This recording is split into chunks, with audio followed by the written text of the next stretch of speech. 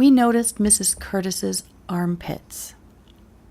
Our 6th grade teacher was extremely old, and although she was fussy about things like the color of ink we used for our homework, she had more than one polyester dress where the underarm seams had opened up.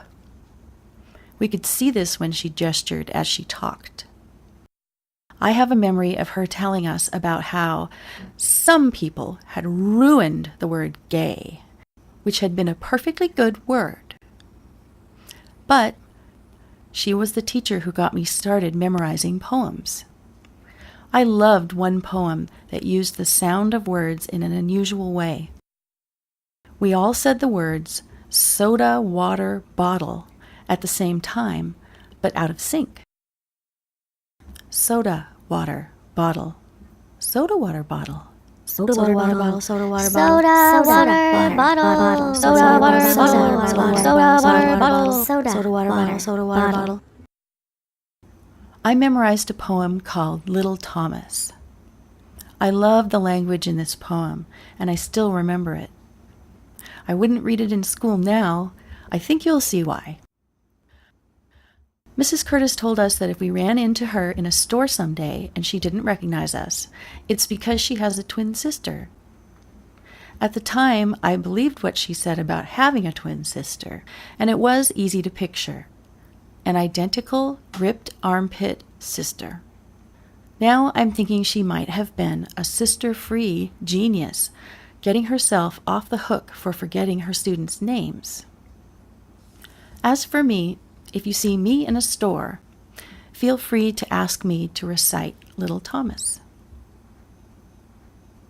Little Thomas was a glutton who ate 4 times beef and mutton, then undid a lower button and consumed plum duff. And when he could scarcely swallow, asked if there were more to follow, as he'd still a tiny hollow that he'd like to stuff. He was told, "You won't get thinner while you will eat so much dinner. If you don't take care, some inner part of you will burst." He replied, "What does it matter, even if I do get fatter? Put more pudding on my platter, let it do its worst." Then, one day, and little wonder, there was a report like thunder. Doors and windows flew asunder, and the cats had fits. As his anxious friends foreboded, dangerously overloaded, Thomas had, at length, exploded, and was blown to bits. While the painful task of peeling Thomas off the walls and ceiling gave his family a feeling of sincere distress, his old nurse cried, much disgusted, "There, just when I've swept and dusted! Drat the boy, he's gone and busted, making such a mess." When a boy who so obese is scatters into tiny pieces, and the cause of his decease is having overdined, it is hard to send a version of the facts of his dispersion to the papers for insertion, which will be refined. Any sorrowing relation asked for an elucidation of the awful detonation was obliged to say, "Germans have not been to bomb us.